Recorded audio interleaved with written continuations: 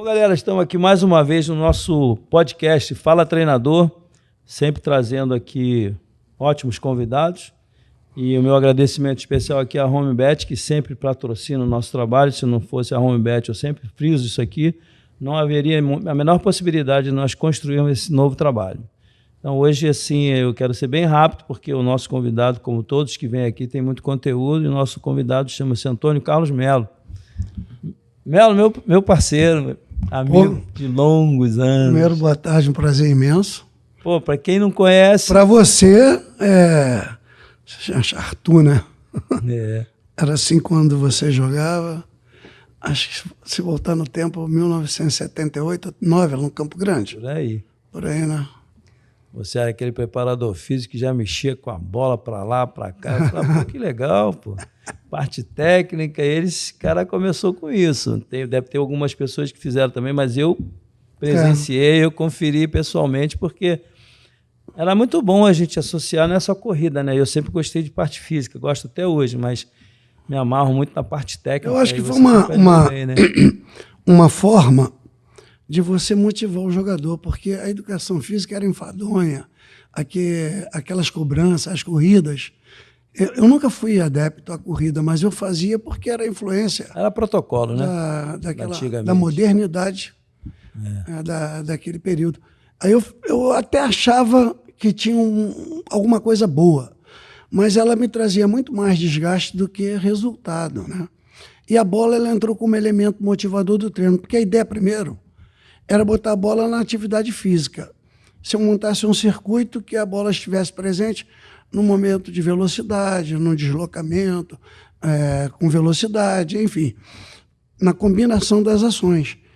E eu fui ganhando o jogador com isso, e isso foi muito bom. Depois eu comecei a entender que aquela intuição, aquela minha percepção de usar a bola com aqueles movimentos, ela antecedeu o conhecimento científico e técnico. Foi intuição mesmo, brotou. E aí eu comecei a ver que atrás daquilo tudo tinha um grande momento de ciência, de ganho de funcionalidade, de equilíbrio da cintura pélvica, que muitos exercícios eles eram dados corretivamente. Não era um exercício simplesmente dar por dar. Eu sabia que eu estava fazendo coisas certas, mas não tinha noção da grandeza técnica do movimento. E depois eu fui vendo que aquilo foi um avanço, que estava fora daquele período, estava para frente do período. Porque você vê que na sequência, na evolução do treinamento esportivo, qual é a primeira preocupação que veio? A prevenção contra as lesões. E ali já era um primeiro passo de prevenção. E foi muito bacana, ajudou. Eu queria aproveitar isso que você falou aí, que eu vou ter, se é para o nosso internauta já sabe, quem acompanha nosso canal é o Fala Treinador, Arthur Bernardi, né? Vocês sabem disso, se encontra no YouTube. E tem esse podcast aqui que é bom você ter sempre conferindo. E não se esqueça de dar um like lá, porque compartilhar com seus amigos também, porque é muito importante para poder desenvolver o nosso trabalho aqui. Então, você já viu aqui que só nas primeiras palavras dele aqui tem muita coisa boa para a gente conversar hoje. E eu acho que você já teve experiência com outras modalidades, eu estou equivocado? Sim. O primeiro passo meu, Arthur, quando eu comecei, eu formei em 7.4 e fiz a pós em 7.6, 7.7.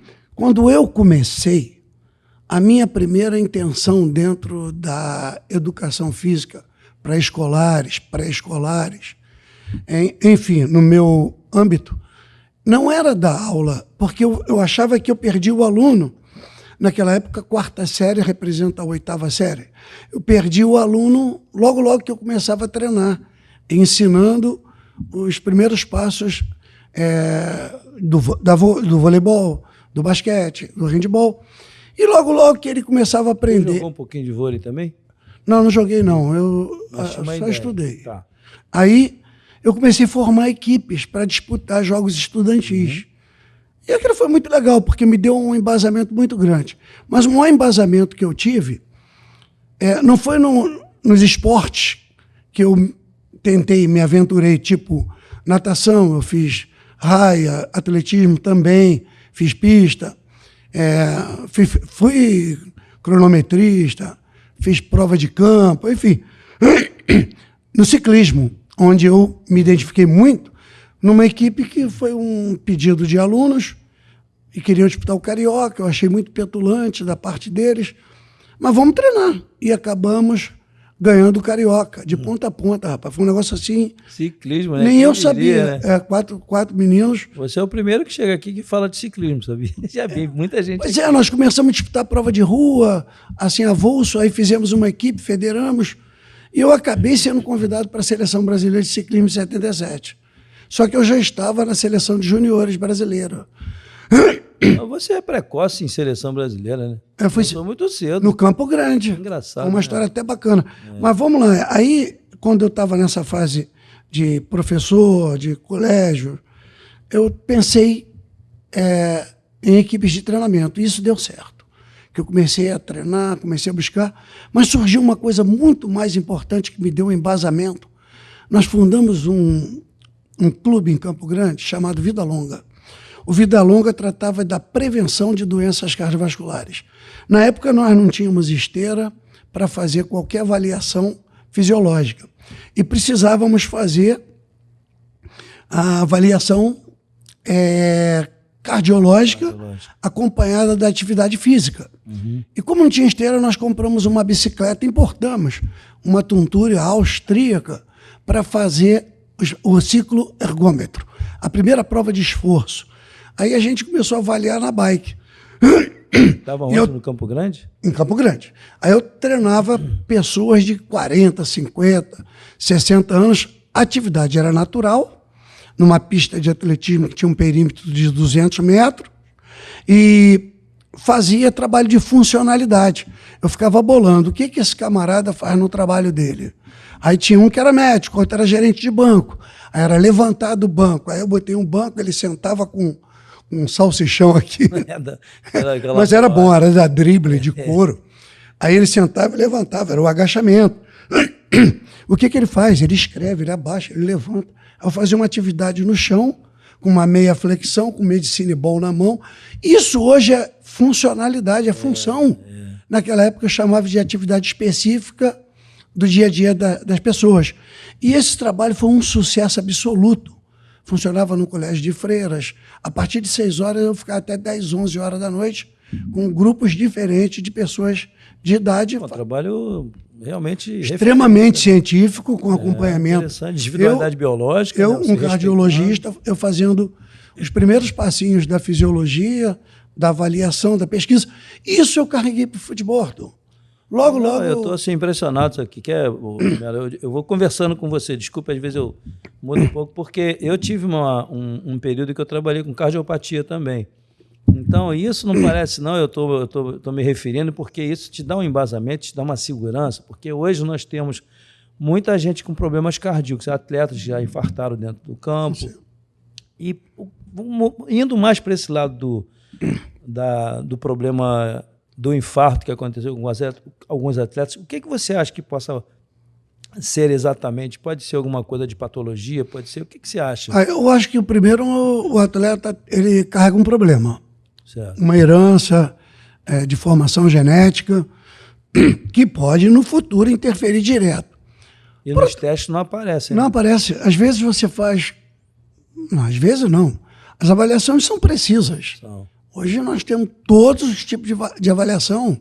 Eu acompanho o atleta hoje eu faço coordenação de preparação física e fisiologia. Certo. Hoje nós temos tempo, velocidade e distância a todo momento, mas o controle da frequência paralela às ações executadas pelos jogadores. E muito mais importante é o atleta com ele mesmo. A que ponto ele chegou naquele momento do jogo, performando. Por exemplo, Arthur, eu e você no campo. Você está chegando aos 10 quilômetros de desempenho numa partida. Eu estou chegando igual a você de desempenho, fiz 10 quilômetros e você também.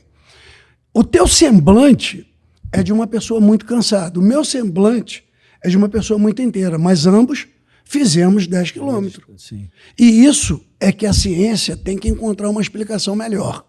Embora tenhamos hoje muito mais avaliações para detectar o que está acontecendo com o atleta.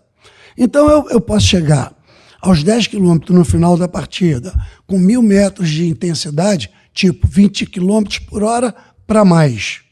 Aí eu fiz 1.000 metros. Aquilo ali realmente é o que significa o desempenho físico do atleta. O número de velocidades executadas num jogo acima de 20 e 25 km por hora.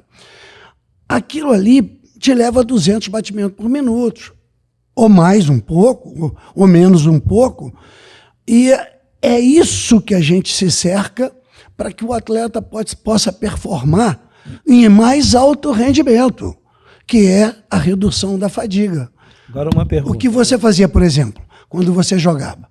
Você abafava em determinados momentos.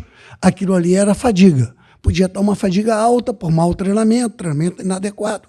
Hoje a gente procura adequar o treinamento às características do jogo. E a fadiga tem que baixar. Você tem que executar números de estímulo com maior precisão e maior capacidade possível para que você esteja inteiro e raciocinando nas ações. Então eu tenho uma pergunta para te fazer.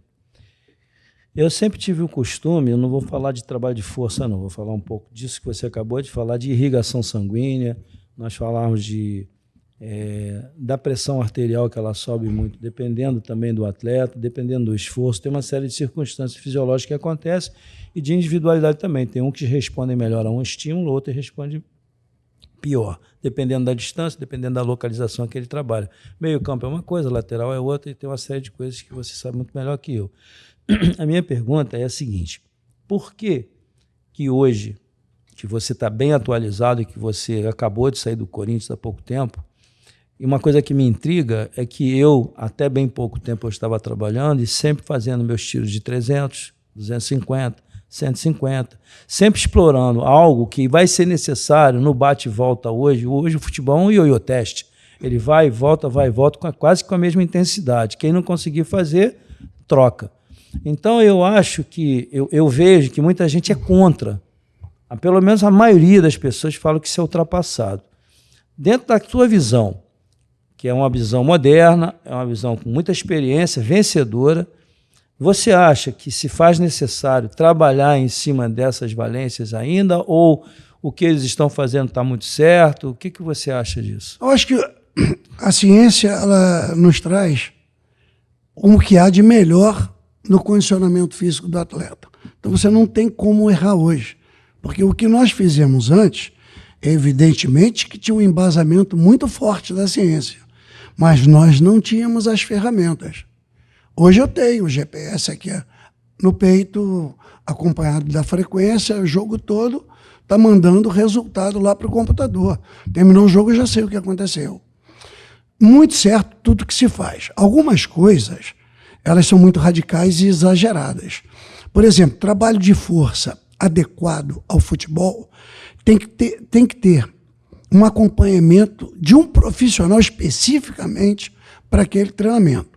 Porque hoje se trabalha muito com peso solto, cadeia fechada, aqueles movimentos de agachamento, avanço, afundo, enfim.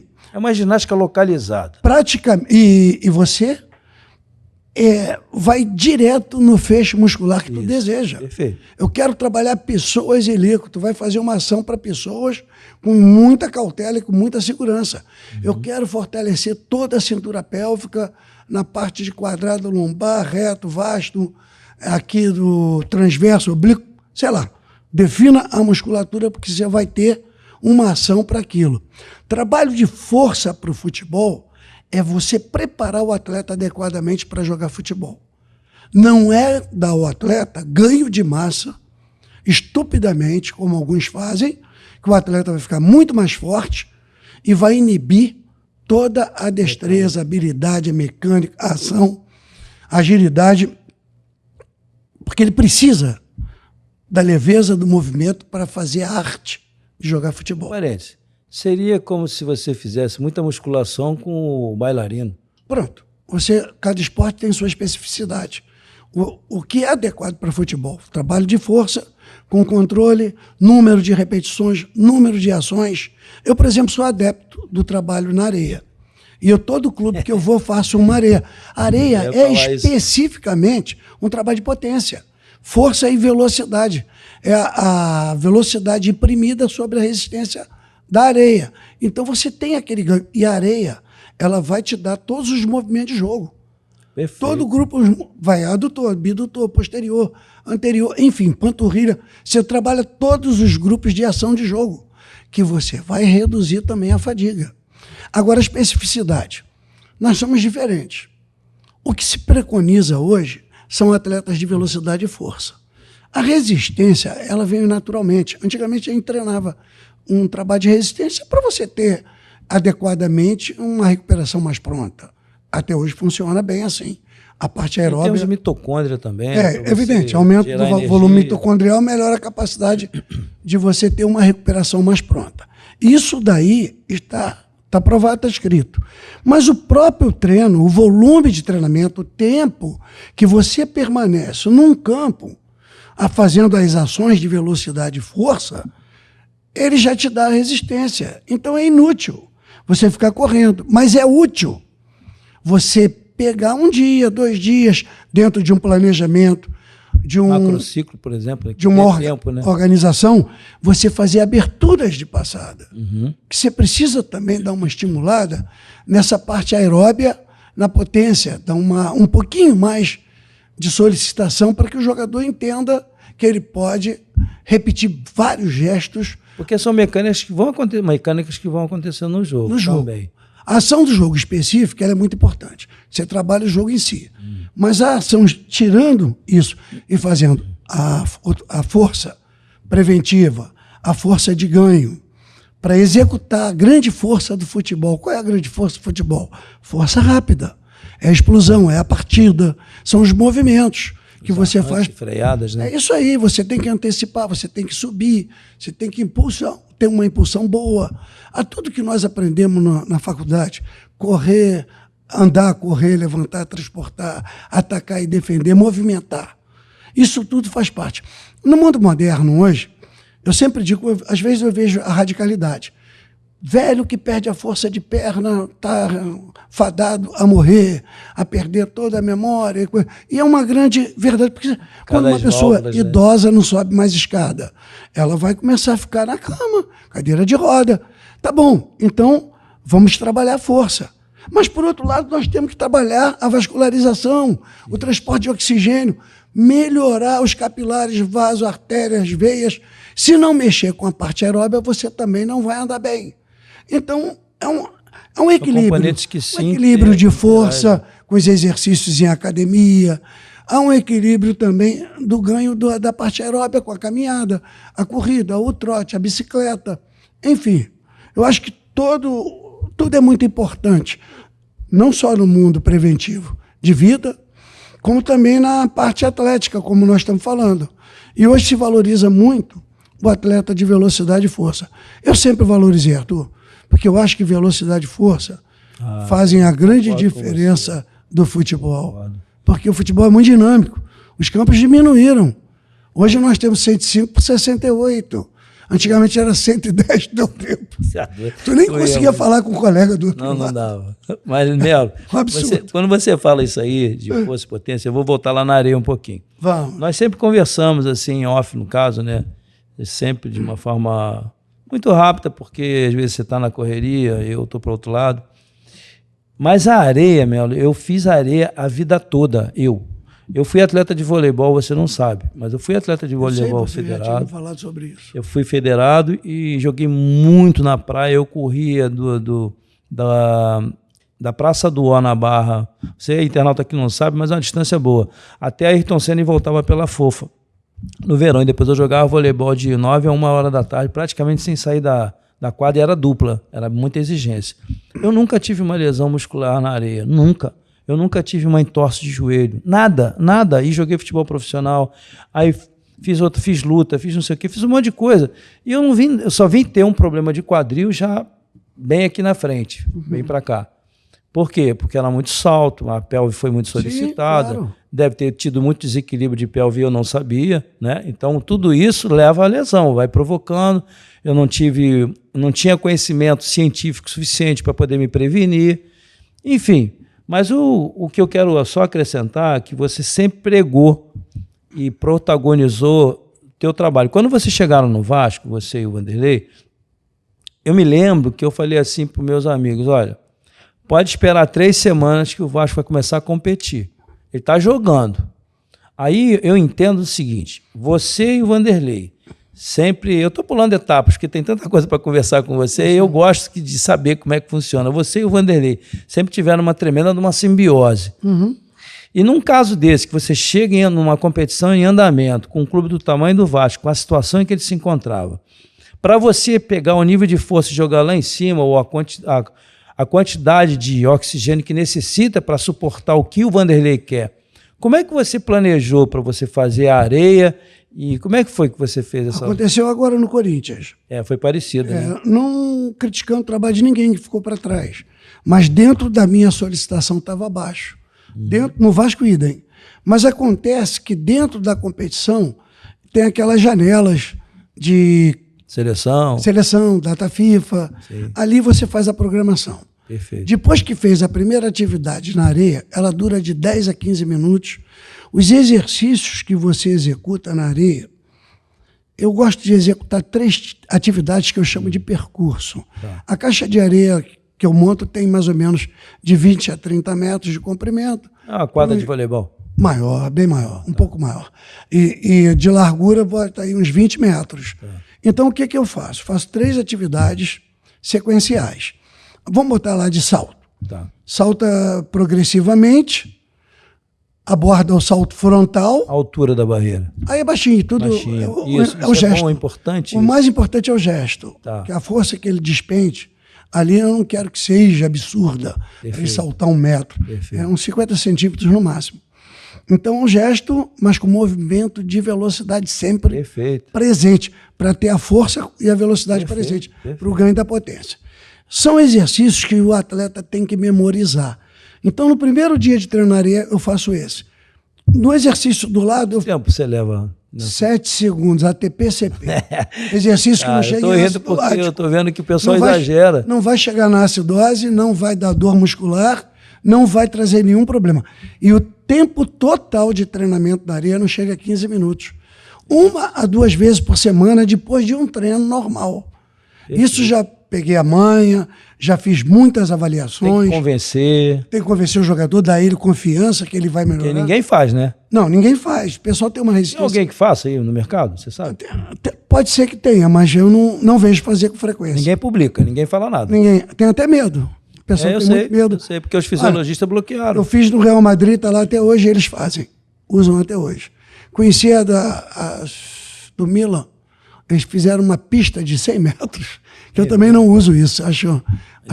Porque o problema da areia, se você ficar muito tempo, principalmente sequencialmente, você corre o risco de ter uma fadiga de panturrilha ali, de gêmeos e sólido. Certeza. Que você vai ter uma lesão. Aí eu tinha cãibra na noite. O atleta que teve problema nessa musculatura, eu não deixo nem entrar na areia. Tornozelo não, porque tornozelo é flexão, extensão, rotação, pronação, supinação. É uma articulação danada, que ela faz tudo. Então eu gosto de treinar na areia quando é problema de tornozelo. Joelho, idem, quadril. Você usa a bola também? Não, às vezes, quando eu estava no Santos, eu fazia o futevôlei, completando o trabalho, e eu tinha ali, porque Robinho e Diego e aquela turma toda jogava. Depois Neymar e Ganso e Alan Patrick, Alan Bahia, André, todos jogavam. Então, o futebol com qualidade, né? Qualidade demais. Nossa. Ainda tinha Rodrigo Souto, né? Rodrigo Souto e Pedrinho, que jogavam nesse time. Pedrinho Coyotinho? Jogavam demais da conta. E aquilo ali, você vê que eles começam a se movimentar. E gostam, né? Em prol do futebol, do condicionamento físico. Exatamente. Sem gastar energia, porque você não tem como... Você só fica ali fazendo movimentos adequados e você não se cansa, você está ali inteiro. E na hora do jogo acontece movimentos similares, né? Totalmente. Engraçado. Eu fiz uma pesquisa em 2003, muito prática, eu com o Emerson Silame lá no Cruzeiro. Foi o ano que nós fizemos a Tríplice Coroa, né? Ganhamos tudo. Eu fui jogar contra vocês lá, foi 0-0. Um sufoco do caraca, rapaz, que isso, foi um bombardeio, olha, então, brincadeira não. A pesquisa foi o seguinte, como estão os atletas hoje nas ações, não tinha nada assim mensurado com aparelho nem ferramenta nenhuma. Vamos lá, como é que esse atleta se comporta na antecipação? Como é que esse aqui se comporta na impulsão? Eu tinha na impulsão ali Cris, Dracena, Luizão, eram os meus zagueiros. Aí tinha no meio campo, só tinha Maldonado, Alex Jogade. Aí eu comecei a comparar antes e depois de 8, 10 sequências. É prazeroso, né? Nossa senhora, todos evoluíram. É prazeroso. Não teve um. E outra coisa. E lesão, teve? Isso que eu ia falar agora, porque você citou isso. Nunca tive uma lesão na areia. Nunca tive uma. Eu podia muito bem aqui falar, eu tive um problema na areia, mas nunca tive. Primeiro por causa da adequação do atleta à areia. E como faz também, né? Como faz e o tempo de execução. Isso. Você não pode se estender. Por exemplo, na praia uma menina que fazia funcional me pediu uma orientação.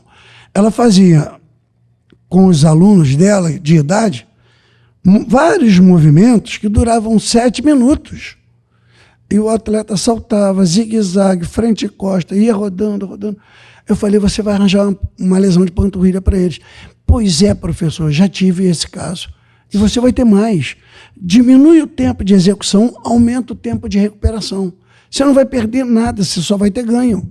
Porque recuperar faz parte do treinamento. Ainda mais panturrilha, né? Ainda mais panturrilha, musculatura de idoso. O que mais machuca é a panturrilha. Então, depois não anda, né? Fica parado. A areia te dá. Perde o treino. A areia te dá. No campo da fisioterapia, da recuperação, a propriocepção, que é equilíbrio e coordenação motora, pela irregularidade do piso. É perfeito, é muito bom. E na parte de treinamento, ela vai te dar potência, velocidade e força. Então, você olha quantas coisas boas através de um trabalho natural, rapaz. Você não gasta dinheiro para treinar ali. Sabe o que é o principal disso para mim, Melo? É a prevenção. A prevenção tem que estar à frente. Porque você trabalha com a prevenção. Não tem um ano atrás, eu fiz um levantamento sobre a areia e eu encontrei um fisiologista americano. Ele que falou, eu só acompanhei a leitura, ele disse o seguinte, que o melhor treinamento para atleta de futebol chama-se areia. E ele provou por A mais B. Aí eu lembrei imediatamente de você, porque todas as conversas que a gente tem sempre, né, sempre surge o assunto da areia. Bom, mas segue o teu raciocínio. Então os cuidados têm que ser tomados. No Corinthians, você chegou lá. No Corinthians a caixa de areia tem meu nome. Foi uma homenagem. Está lá a placa, foi uma homenagem, porque nós passamos lá de 2000, 98 eu entrei com o Wanderlei. Aí ganhamos o Brasileiro, ficamos em segundo no Paulista. 99 o Oswaldo subiu, nós ganhamos o Paulista, Brasileiro e o Mundial. Olha isso. Caramba. E aí o Oswaldo saiu, ganhamos mais um Paulista em 2001. Quando o Oswaldo saiu, quem veio? Vanderlei voltou. Aí voltaram vários. Dari Pereira, Candinho, Evaristo, Oswaldo volta. Oswaldo sai. Aí nós ganhamos ali o Paulista de 2001. Aí eu saí, mas deixamos o time pronto. Era o grupo, pronto. Edilson. O primeiro grupo a ganhar foi Rodrigo, Gamarra, Vampeta, depois Índio na lateral direita, Silvinho, Rincon, Gilmar Fubá, Ricardinho, Edu Gaspar. Gilmar Fubá era um cara muito engraçado, né, meu? Tem alguma coisa que você lembra dele assim, que marcou assim? Acho algumas coisas assim. Eu lembro quando... Dentro do grupo, assim. Não, eu lembro que ele fez ele foi chamado de negão na saída do treino, ele foi na polícia, deu parte. Aí chegou lá, ele falou para o delegado, eu vim aqui para dar parte porque houve racismo. Aí o delegado, aguenta aí um pouco, negão, eu já volto. Aí ele levantou e foi embora. Ele é muito engraçado, né? Uma vez ele deu tiro pro alto. Deu tiro pro alto. A gente, em primeiro lugar, com o Oswaldo. Em primeiro, ganhamos o Brasileiro. Aí a torcida invadiu e queria quebrar a BMW dele, rapaz. Puxou o revólver. Vazou o torcedor para tudo que foi lá. As coisas, assim, engraçadas sempre. Não, mas às vezes é bom. O futebol e o convívio com o atleta, ele não pode ser tão rígido a ponto de você... Dá, né? Mas não dá. Tem que ser outra coisa, a gente, por exemplo, você e o Vanderlei, como eu conheço o Vanderlei da faculdade, mas assim, nunca convivi. E deve ser engraçado, porque o Vanderlei é largado pra caramba, né? O Vanderlei o problema ali, assim, eu vinha trabalhando já com vários treinadores. O Jair caiu do céu. Eu estava no Campo Grande. Jair gosta de você demais. Ele veio aqui e falou. Ele chegou no Campo Grande, eu pedi para botar, porque ele foi fazer uma corrida na praia comigo. Ele foi e não voltou. Aí eu falei, Jair, tá na hora de parar. Você já está fazendo pós-treinamento e técnica. Eu vou falar com o presidente. Ele foi para ser treinador do Júnior. Vice-campeão carioca. Se eu não me engano, gol de Moser contra o Flamengo, Campo Grande, rapaz. Aí ele promoveu 8 ou 9 jogadores. Aí ele sobe para o profissional. Eu estava na seleção de júnior. E eu já estava comandando as categorias de base. Sim. Aí eu falei com o José Dias. Assim, eu estou contando história, não sei se interessa. Não, tá legal, não, é bom. Aí eu falei com o Zé Dias, Zé Dias, tem um treinador maravilhoso que é o Jair. Formado, preparado, com ideias. Aí levou ele, campeão sul-americano mundial, nós dois, cara. Campeão da Taça de Prata. Ele falou de você. Eu passei a bola pro café logo seguido de mim no Campo Grande. Então, assim, nós fizemos escola. Nós tivemos influência nos preparadores que vieram na sequência. Por exemplo, quem teve influência na minha carreira? Tinha um profissional chamado Hélio Mafia, lá em São Paulo. Muito bom, por sinal. Tinha o Pedro Pires de Toledo, que era mais ou menos da minha idade, mas estava mais adiantado profissionalmente. E colega mesmo de profissão, Moraci Santana. Era eu. Aí ficou um período. E o Paulo Paixão, meu auxiliar no Campo Grande, no Vasco. Paulinho ficou demais, né? Um grande irmão e um excelente profissional. Trabalhamos junto no Fluminense. Ganhou tudo na vida. Então, esses profissionais, eles fizeram a escola de treinamento aqui no Brasil e influenciaram, como nós fomos influenciados. Hélio Mafia, Beneci Queiroz, o treinador do Renner. Beneci Queiroz? Cruzeiro. Ah, sim, o supervisor. Que morreu recente. Ele foi preparador físico em 66. Eu esqueci desse detalhe, rapaz. E o Renner, se eu não me engano, em 1964, se eu estiver enganado na data, colocou um preparador físico que era um militar.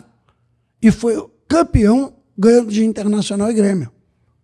Caramba. Isso aí aí começa a acontecer a entrada do preparador físico no futebol com Paulo Amaral na seleção e no Botafogo.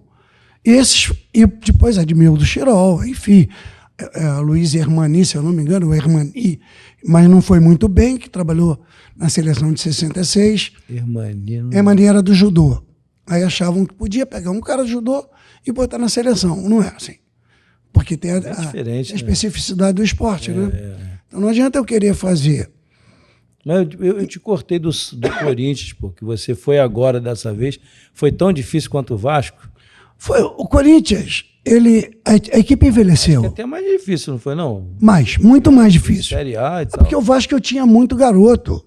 Então foi fácil. Marrone, foi o Magno lá, o menino foi vendido recentemente, tinha o Rossi. O ataque era muito veloz. Então facilitou. Tinha o Raul no meio campo, o Richard. Então eu tinha o meio campo, eu tinha a zaga, eu tinha o colombiano de zagueiro junto com o Castan. O Vasco foi mais fácil.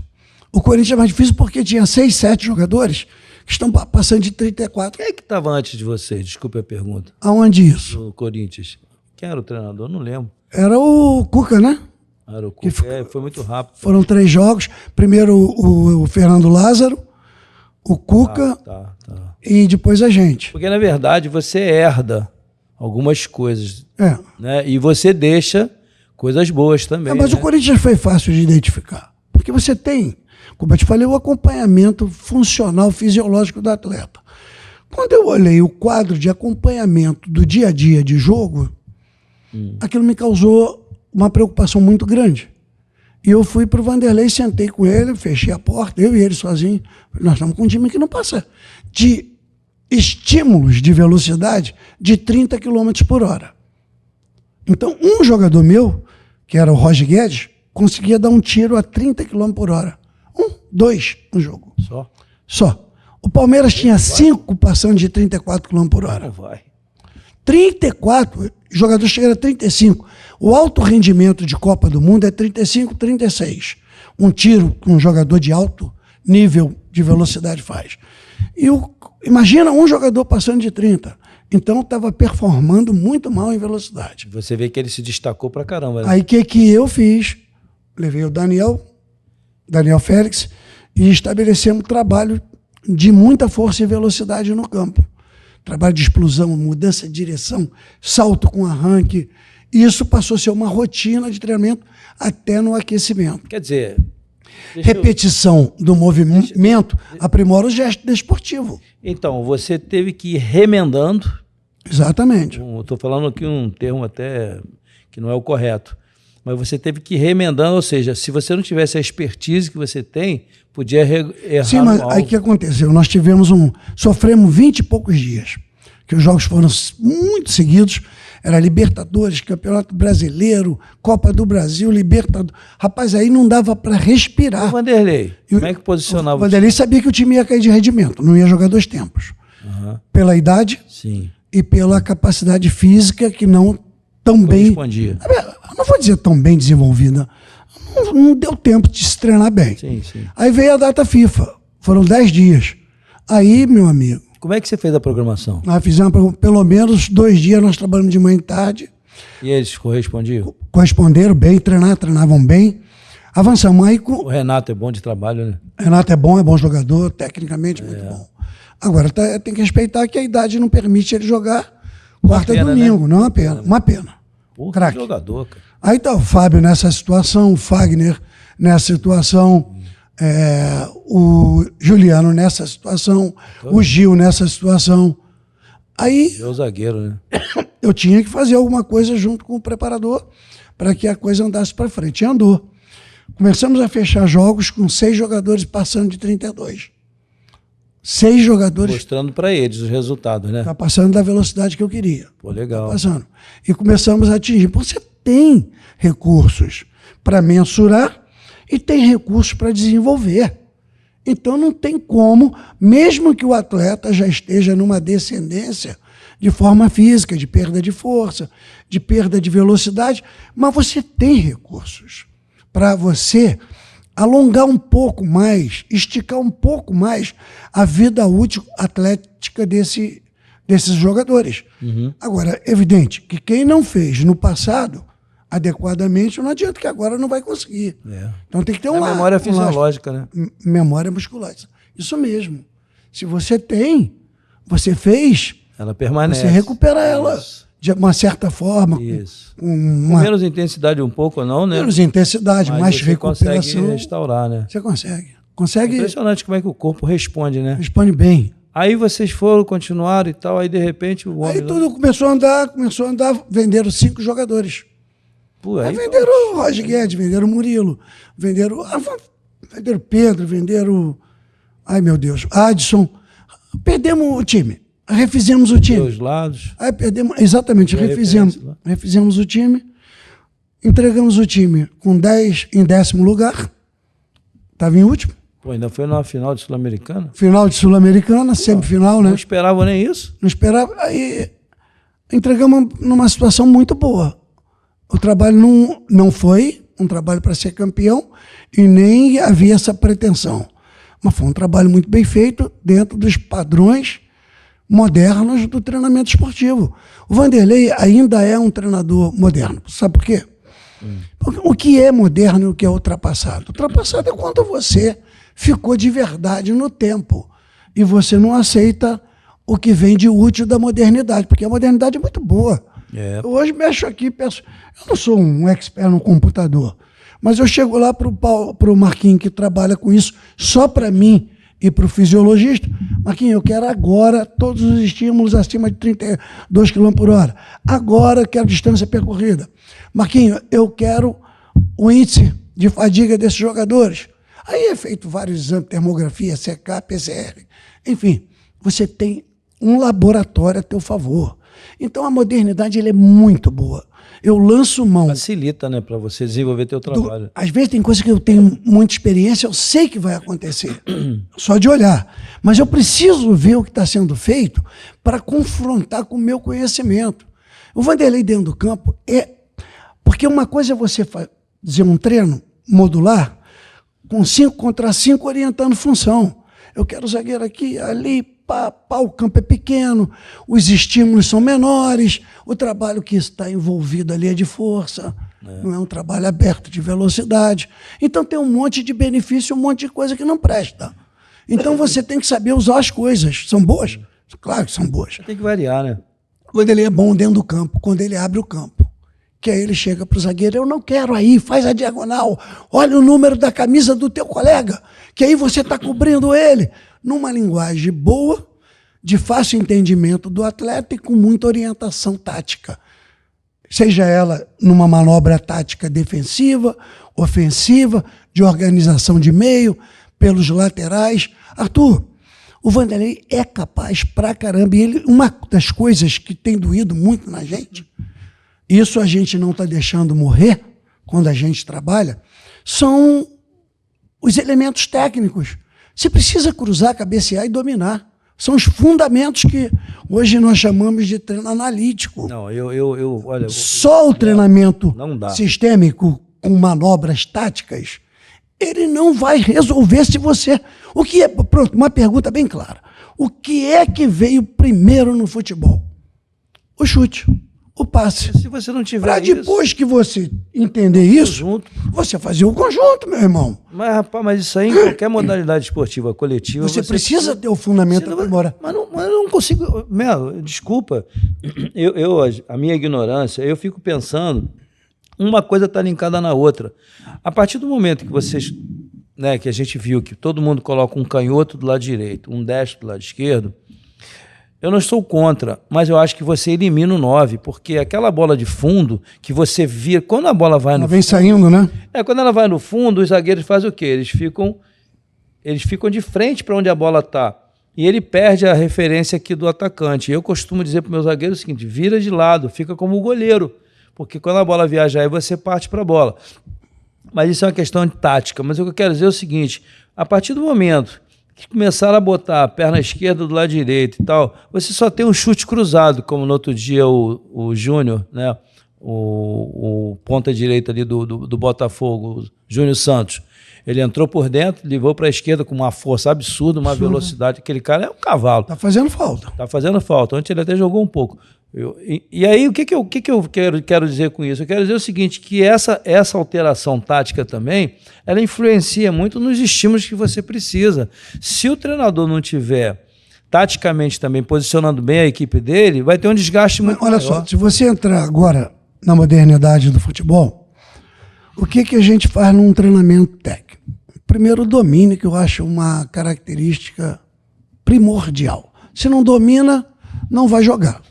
Aí, para você mostrar isso, você tem que dizer, meu filho, o domínio tem que ser para a tua perna esquerda, para a tua perna direita ou no alto para dar um voleio. Escolhe como você quer dominar no peito. Mas isso aprende aonde? Tem que aprender na base, mas não se faz mais. Ou se faz menos.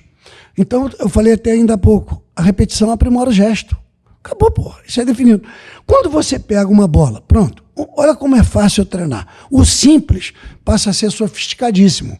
Porque você pegar 2 homens, botar na intermediária, botar 2 homens abertos na lateral e 2 homens na entrada da área, e o cara do meio lança para o lateral chega no fundo, cruza, cavando, cortando, fazendo a curva para o camarada chegar cabeceando. É muito simples, mas acontece. Você sabe como se define isso hoje? Uma jogada só. Não é uma jogada só. O que está mais errado é chegar no fundo, no espaço precioso do campo. E é tão difícil chegar ali. Passar para trás. E voltar a bola para rodar lá para o outro lado. E quando vai lá no goleiro? E quando vai no goleiro? Não. Mas isso é... Não podemos ser radicais de dizer que o que tem de bom atrapalha. Mas também não podemos aceitar que aquela bola não termine na área, rapaz. Mas então por que você chegou no espaço mais bonito do campo. Mas por que faz campo reduzido? Não é para congestionar espaço? Então você às vezes acelera o passe, acelera o toque, o drible, é isso que vai criar espaço. Claro. Então, quando você está dentro de uma área congestionada, você tem que ir lá no goleiro de novo. Ou seja, todo aquele estímulo. E uma jogada para que aquilo termine objetivamente em gol. Mas você sabe, Melo, eu fico impressionado com. Se eu estou perto do gol aqui, só porque tem 7 contra 8 ou 8 contra. Mas eu treino isso todo dia: 7 contra 8, 8 contra 8, 5 contra 5. Aí chega num momento que acontece esses 5 contra 5, 6 contra 6, eu sou obrigado a retornar, eu não consigo, não me conformo. Por isso que eu acho que se a gente perder, que eu vejo que o Vanderlei fala muito sobre isso, nós não podemos perder a essência, essa frase que ele usa. E eu concordo plenamente. Quando tem você está perto da área, você tem que ir para 1 para 1. Você tem que tentar o drible, claro porque é a nossa característica principal. Você com o drible, você desarruma um sistema. E outra coisa, a escola brasileira tem personalidade, tem característica, é única. Quando há anos atrás, você escutava, não, jogador lá na Europa, falavam que o jogador brasileiro não tinha responsabilidade, que ele driblava, que ele enfeitava a jogada, tá bom. Mas eles gostam de comprar o irresponsável. Eles gostam de pagar caro pelo irresponsável. Vai fazer diferente. Para fazer a diferença no futebolzinho deles. E nós aqui estamos abandonando isso, porque a ordem...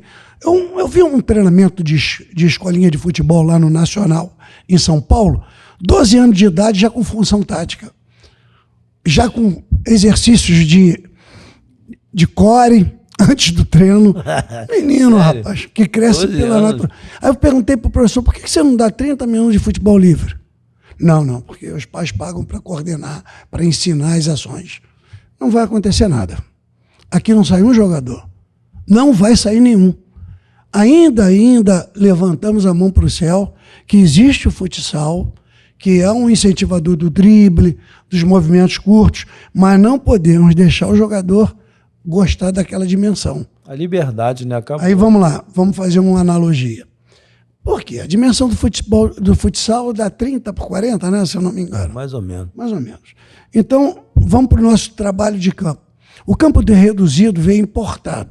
Não veio. Eu já fazia campo reduzido, ó. Só que eu fazia adequadamente, na quantidade certa, e continuo fazendo. Acho muito importante trabalhar em dimensões menores. Agora vamos analisar a parte física. Se você fica intensamente em campo reduzido, você não vai criar intensidade de jogo. Porque ali você só trabalha em força muscular, só em arranque, força rápida. O teu trabalho é em 3, 4 metros. Você precisa ter a dimensão de jogo. Uma coisa é você acelerar e desacelerar em 3, 4 metros. Isso é fisiológico. 40. Isso é pura fisiologia. E outra é desacelerar e acelerar e retomar a aceleração em 40, 30 metros. Toda pressão alta hoje é exatamente isso. Você tem que perder ou já tem que pressionar. Mas aí você tem que ter espaço para fazer isso. Você não joga em campos tão pequenos. E aquilo se ficar uma rotina... Vai mudar mesmo? Olha, tem que mudar, não tem? Está mudando. Está mudando. Os próprios treinadores que estavam querendo... O que aconteceu? Isso começou em 2014 para frente, depois dos 7-1. Concordo. Aí os preparadores começaram a achar a evolução. Aí a imprensa começou a trazer os treinadores jovens, muito jovens, que seriam bons treinadores, mas foram imaturamente lançados e prejudicados, porque vieram cheios de ideias em clubes grandes. E foram prejudicados pra caramba. Hoje sem embasamento nenhum. Sem embasamento nenhum. Hoje eles estão recuperando todo o terreno perdido. Mas hoje eles estão com 50 anos. E os grandes treinadores começaram uma lorota das piores, fazer curso na Europa. Ia lá tirar foto, passear. Eu morei na Espanha. Sabe, Arthur, a Espanha, um jogador vai lá de 11 até um meio-dia e meio, é trote, alongamento e 2 toques. Campo reduzido. Porque tu vai dar, o que você vai dar de treino de jogadores milhões contratados? Você tem que ter muita postura como treinador para organizar, para fazer um trabalho aberto, para organizar postura, treinamento. Se me disser que o cara foi para a Europa e aprendeu muito, eu vou bater palma. Agora, onde eu não sei, que ele aprendeu muito. Se me disser que nós temos que dar uma reciclada no curso de formação de treinador do Brasil, Eu vou achar que tem. E urgentemente com a cara brasileira de futebol. Porque o que evoluiu aqui, muito mais, foi a parte física. Física, eu concordo. E depois a nomenclatura. Porque você tirou o extremo, botou banda, ala. Pô, vem cá. Corredor. A Espanha mudou a nomenclatura deles porque Portugal fez uma grande evolução. Nós copiamos a linguagem portuguesa de Portugal, porra. Ô, Melo, uma coisa... Eu acho... Queria só concluir uma coisa aqui. Eu ainda continuo chamando de ponta direita, não mudei não. Eu preferi uma coisa que eu não me conformo, alguém aí falou, não sei se foi o treinador do Palmeiras, não sei quem foi, que disse o quê? Que não se precisa mais de talento. Não, foi absurdo, eu vi. Não, o talento... Tá bom, então pega o Hendrix. Pega o Hendrix e joga fora. Como é o nome dele? É Daniel? Como é? Não, é Abel Ferreira. O Abel falou isso sim. Não, mas aí falar que não, com talento só não se joga futebol. Tá bom. Joga fora o talento. Djalminha não jogaria. Pega um jogador que não tem talento e bota em campo. Agora, que você precisa que o talentoso treine mais, porque hoje está muito atlético, aí eu concordo, porque precisa mesmo, no desempenho e desenvolvimento das características físicas. Agora, o talentoso, eu carrego ele no colo e boto ele dentro do campo treinando. Porque nós não temos mais, cara. Imagina se ele fosse trabalhar com o Romário aí. Eu participei da transição do futebol. Eu não sou saudosista e não estou relembrando do passado. Eu não gosto de ficar contando o que eu fiz no passado. Mas eu treinei Roberto Dinamite, Ronaldo, eu treinei... Fala aí, Marcelinho, Romário, Roberto... eu perdi a conta. Zidane, Beckham, vamos lá. Quantos vieram que eu trabalhei e vi? Hoje eu estou vendo diferente. Eu estou vendo que o talento está saindo pelos dedos em prol de melhor condição física. E hoje, vamos lá, se você faz um curso, se forma, será que todo mundo é capaz de pegar qualquer time e botar para jogar e ser campeão? Impossível. Se você não tiver limão, não faz limonada. Essa frase é de 1950. Se você não tiver ovos, não faz omelete. Posso abrir um parênteses? Pode. Parênteses seguinte, primeiro agradecer a HomeBet mais uma vez pelo nosso trabalho aqui. E o Wellington e o Douglas sempre nos ajudando muito. Não se esqueça de se inscrever no meu canal, Arthur Bernardes, treinador. É importante você estar aqui comigo. Vocês estão recebendo uma tremenda de uma aula aqui, um papo bem descontraído, né? Como sempre. E eu queria te fazer uma seguinte pergunta. Quando você esteve no Real Madrid, eu sei que o Real Madrid assim, é o sonho de muito treinador brasileiro, inclusive o meu. Eu sempre sonhei, hoje não, logicamente que eu tenho a minha realidade é outra. Mas desde o princípio que eu sempre vislumbrava alguma coisa dessa magnitude, né? Um troço grande, de acordo com a capacidade que eu sabia que eu teria. Mas você falou do limão e da limonada. Eu trabalhei em alguns clubes, Melo, grandes, mas com muitos problemas. Problemas financeiros, problemas de salário atrasado. E nem sempre a equipe que eu tinha era uma equipe que estava qualificada para disputar um título. E essa colocação que você fez aí, ela realmente tem muito sentido, porque os próprios atletas sabem que se não tiver um grupo qualificado, você para disputar um título é muito difícil, porque você pega hoje, por exemplo, qual o time, na sua opinião, hoje, que está qualificado a ser campeão brasileiro nesse momento do Campeonato Brasileiro? Bom, Palmeiras e Botafogo, eu acho que o Botafogo está num momento dificílimo, porque a queda foi emocional. A queda emocional já se manifesta na parte física de cara e se manifesta na parte tática. Perfeito. Então, a insegurança das ações, elas já estão evidentes. Se você olhasse o Botafogo um mês atrás, o Júnior Santos estava dando tapa na bola e olhando para os lados, nem tomava satisfação. Os zagueiros não estavam nem aí. Os contra-ataques vinham em alta velocidade. Isso já está acabando, está saindo pelos dedos. Porque houve um erro de quem mais acertou, que foi a organização do Botafogo. Ela acertou tudo. Na hora que contratou o segundo treinador português, foi um desastre. O cara era totalmente despreparado para vir. Ele não sabe que no Brasil você joga no norte e no sul, num clima equatorial e num clima subtropical. Você não sabe que não chove e no outro é seco. Ele não sabe quantas horas fica dentro do avião comprometendo a circulação venosa com perna dobrada. Ele não sabe que tem que jogar na altitude a 3.600 metros. Porque não tem isso na Europa. Não. E quando vem para o Brasil, são 80 jogos ano. Ali no Peru. Lá, o Sporting não passa de 50 jogos ano. E só joga lá 60 quem for para a Liga ou Taça Europeia. Tudo pertinho, né? Sim, e tudo perto. Então, eles não sabem o que é desgaste físico por viagem, calor, alimentação, mudança de hábito. Então, quando contratou o cara se atrapalhou. Já se assustou com o número de jogos, a ponto dele falar sobre isso. Não, mas aqui se joga muito. Você no domingo está jogando, pega o avião, vai para tal lugar. Tá bom, então vem para cá, porque se não sabe. Não venha.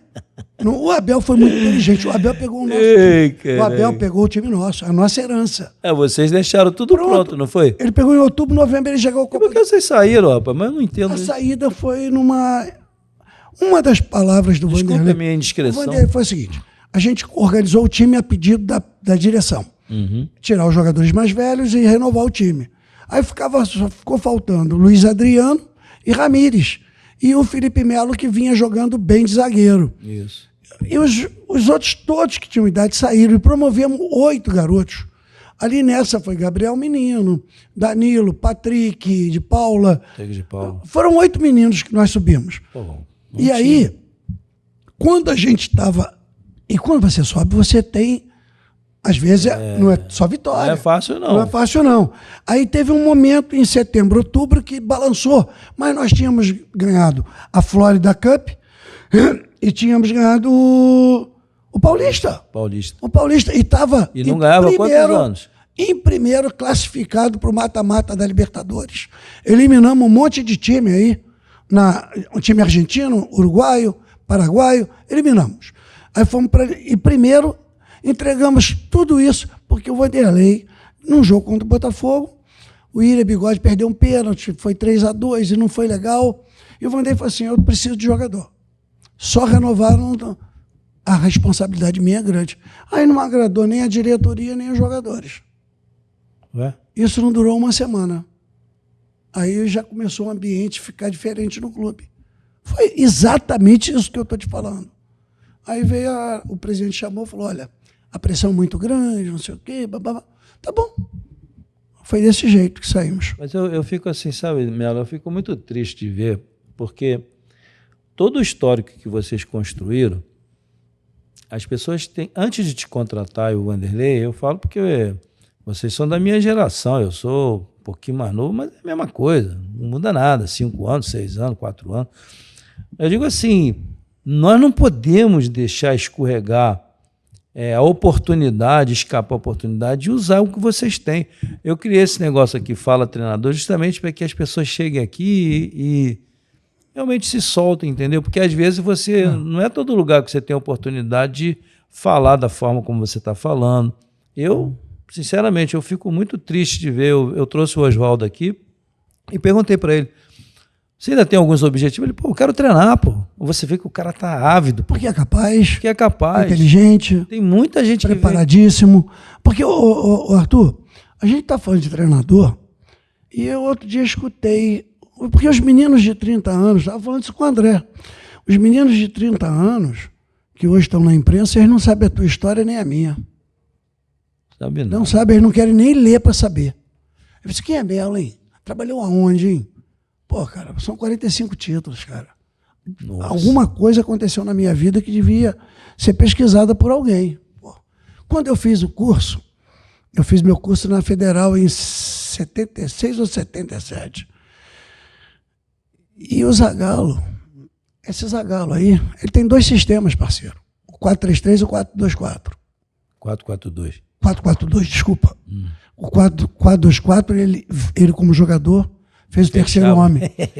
Ele é muito inteligente. O Rino Mitchell pegou uma seleção muito inteligente, que até hoje ele falava isso.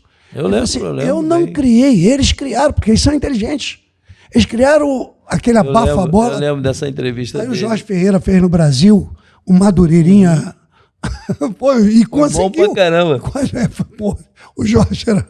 aí o treinador brasileiro é criativo, é bom. Agora, deixa ele trabalhar. Deixa essa meninada que está vindo criar. Não induz, porque o curso de treinadores, ele é muito bom. Eu acho que a CBF estava avançada nisso, mas tem muita informação que quase que te condiciona a executar aquilo. E os caras saem dali porque eu vou treinar uma equipe, vou fazer, não vai não. Não consegue. Se você não tiver craque, tu não consegue. É verdade. Se não tiver talento, você não consegue. Porque outra coisa, muito importante, a gente trabalha com o que tem na mão, não é o que eu acho. O que eu acho, às vezes, não é o que o jogador faz. Então eu não posso tentar fazer o cara fazer o que eu acho. Eu sou um burro se quiser fazer isso. Quer induzir, mas nem sempre ele aceita. Ele tem que fazer o que ele sabe, rapaz. O jogador, se ele traz para dentro e usa a perna esquerda, se ele leva para fora, usa a direita... Como é que tu ia fazer com o Edilson? Não, deixa o cara fazer, porra. E usa ele para fazer para você. Marcelinho, pronto. Vamos falar de mais modernos. Isso. Pô, você hoje abrir mão aí do talento desses meninos que estão subindo do Hendrix. Como é que você vai fazer para tolir esse garoto de partir lá de trás driblando? Tem que chegar para ele no vestiário e falar assim, faz de novo. Continua fazendo. Pô, mas foi um gol bonito, sabe por quê? Porque é gol de brasileiro, né? É brasileiro. Entrou driblando e ninguém acreditou que ele fosse fazer. Tanto é que o corredor ficou aberto e ele... Agora, a seleção tem que mexer, tem que renovar. Mas eu acho que tá indo, não tá? Tá, tem que mexer mesmo, de verdade. Gostei. Porque tem muito vício muito vício que está vindo de 10 anos para cá. Dessa pseudo-renovação. Então tem que ter cuidado, porque não se renovou, não se fez nada. Quando nós trabalhamos, vou te falar, você falou do Real Madrid. Uhum. Foi muito bonito trabalhar no Real Madrid. Eu cheguei no Real Madrid com o pé no chão, já com experiência, não tive nenhum problema, peguei o jogador, botei no bolso, dei meus treinos, organizei, fiz tudo direitinho. Não foi ruim o trabalho, estipulei um projeto e deu certo. Vocês chegaram, eu não me lembro bem, vocês chegaram acho que em dezembro, foi isso? Chegamos em dezembro, saímos em dezembro. Um ano, rodamos um ano. Chegou a rodar um ano. O que nós conseguimos fazer ali? Legal. O time estava velho. Então nós tínhamos que mexer. Tinha 8 jogadores, não sei quantos, acima de 30. E muito bom. O time jogava, que era uma maravilha, com bola no pé. Mas não tinha a intensidade da marcação. E isso foi visto quando ele começou a mudar. Foi Robinho, Sérgio Ramos. Aí começamos a mexer na exposição. E começou a correr tudo bem. Até a saída do Vanderlei, que foi um desastre, um erro de estratégia e uma briga do Vanderlei com o presidente. Não vale nem a pena falar o motivo. Não, tudo bem. Mas saímos. Mas você sabe aonde que marcou? Muito, muito. Primeiro Corinthians, né? A renovação dentro do trabalho, ganha o primeiro título, renova aqui, vem o Oswaldo, renova aqui, e fomos ganhando. Aí eu e o Oswaldo viemos para o Vasco. E pior de tudo. Que ano, você lembra? 2000, rapaz, ganhamos. O Oswaldinho saiu eu pedi demissão em outubro para novembro e o Oswaldo saiu já em início de dezembro para fazer a final. Ele falou sobre isso. Aquela, para mim, é uma covardia. Mas não vale a pena se discutir isso. Que a pessoa não está nem viva. Vou falar agora sobre esse assunto, não convém. Mas o Oswaldinho fez um trabalho muito, muito bonito no Vasco. E eu pedi demissão porque eu me senti esquisito dentro do projeto. Aí eu falei, sabe uma coisa? Não vou sair daqui, vou pedir demissão. Aí pedi demissão, fui para o Corinthians de volta. Fui sozinho, trabalhar com outros treinadores. Bom, então um trabalho legal que ficou marcado. Do Real Madrid. 98 ficou marcado. Nós fomos para a seleção brasileira, que era renovar um time inteiro. Aí, quem vai tirar? Quem vem? Aí você está falando de seleção brasileira. Né? Foi um trabalho que marcou porque teve.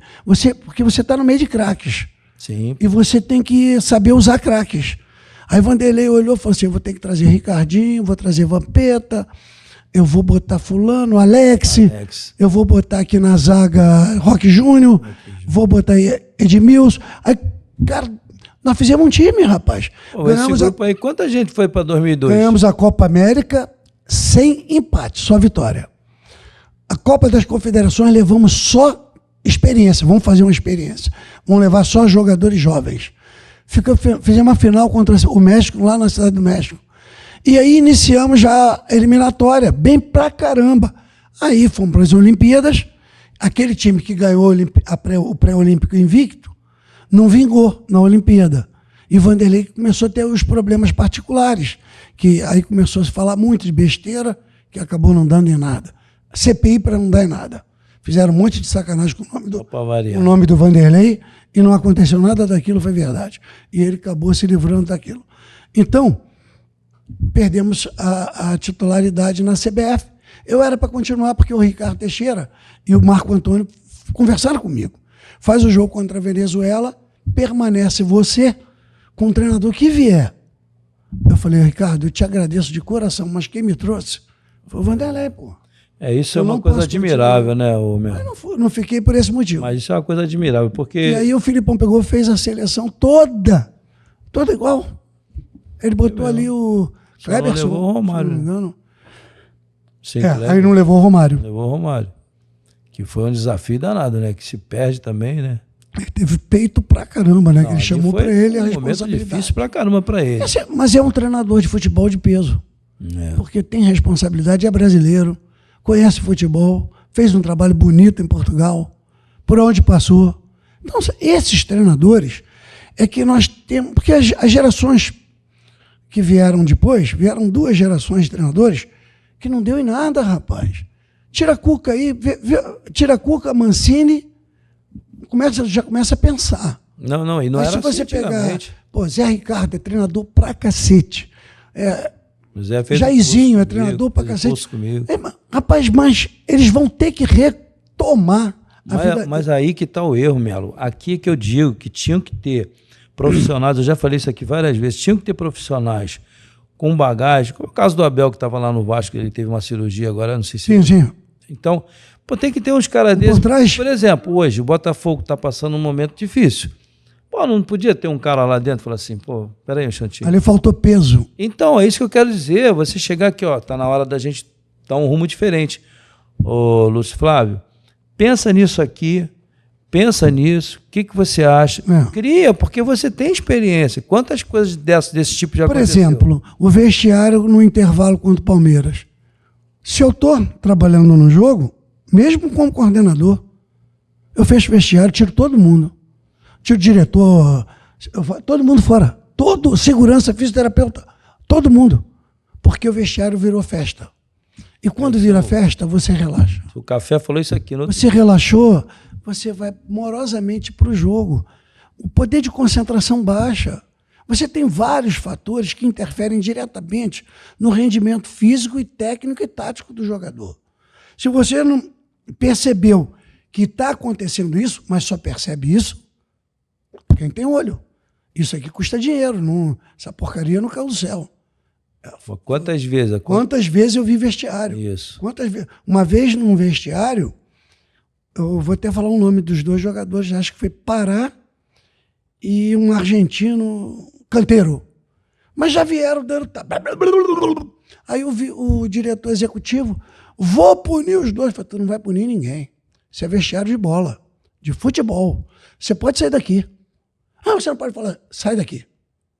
Eles não querem ninguém aqui, eles querem eles 2 para resolver o problema do Flamengo.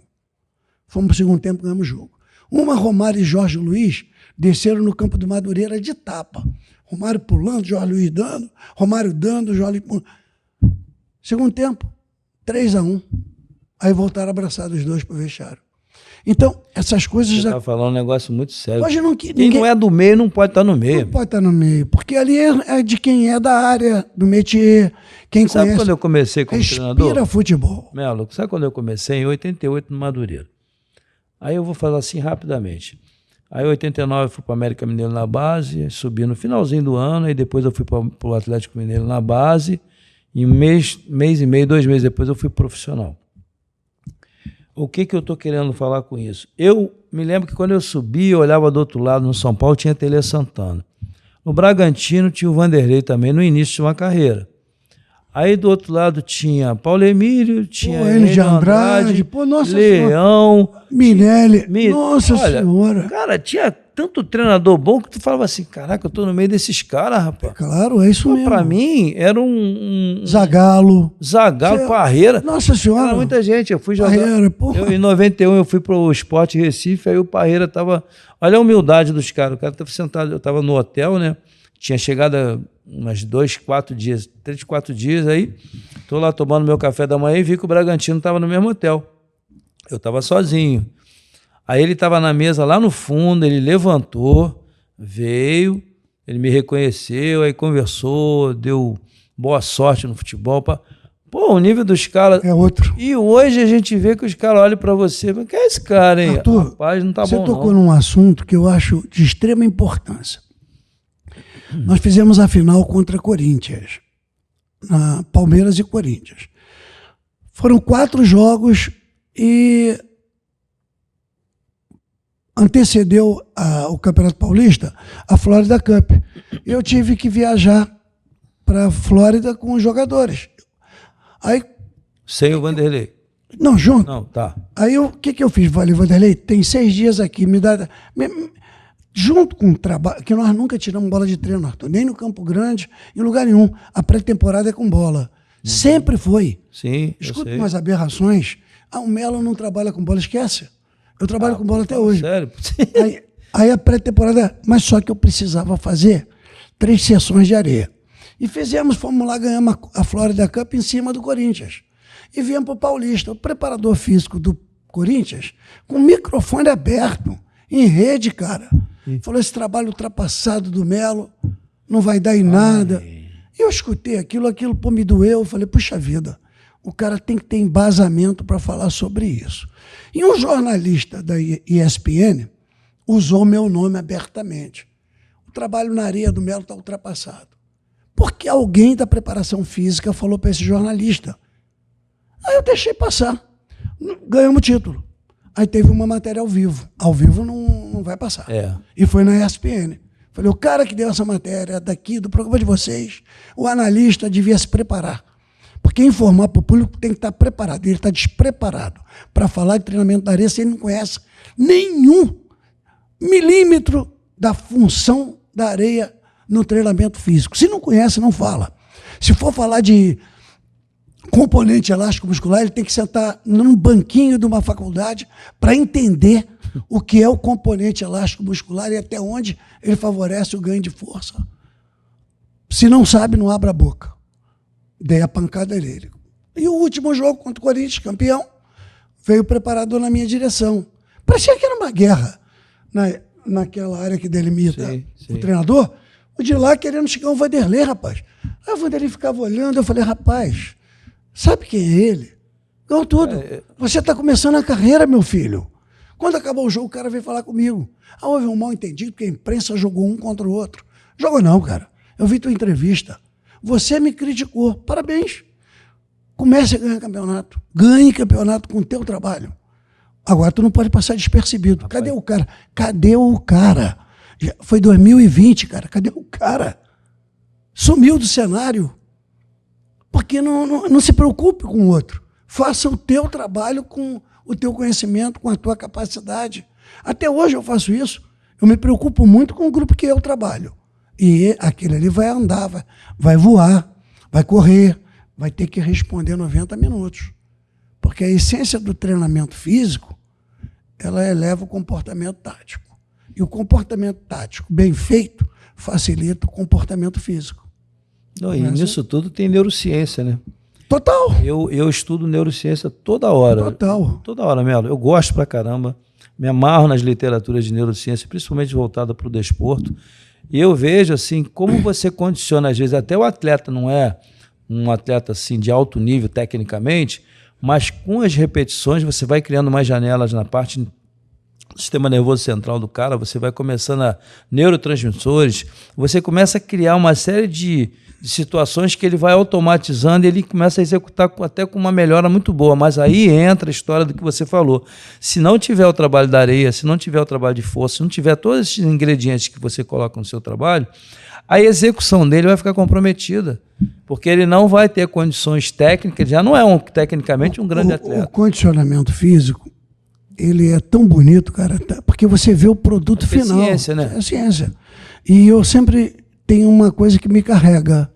Eu uso essa frase a vida toda, cara. Tudo que eu aprendi até hoje, talvez não seja suficiente para o próximo objetivo meu profissional. Tem que estudar mais um pouquinho, tem que ler. Os artigos estão aí. Basta saber quem escreveu, baseado em quem escreveu, trabalha em futebol ou não trabalha, porque nego escreve de qualquer jeito. Tem vários artigos que é teoria pura. O trabalho de altitude, que eu gosto e chego antes, procuro, não adapto, não cheguei, nem falo em adaptação. Eu falo em identificação daquela porcaria que é a altitude. Os caras lá estão dopados. Eles jogam com dope natural. Nós temos que chegar lá e correr. 3.600 metros não é brincadeira. Então, o que é que eu falo para as pessoas? Que o condicionamento físico, para cada lugar, para cada momento, depende muito da mente do ser humano. Porque tem jogador que vai chegar num determinado momento de trabalho, de condicionamento, que precisa fazer o que você falou. Você precisa condicionar mentalmente. Porque o que é o treinamento? É um comando neuromuscular. Isso. Se você manda a ação para o cara, chuta essa bola.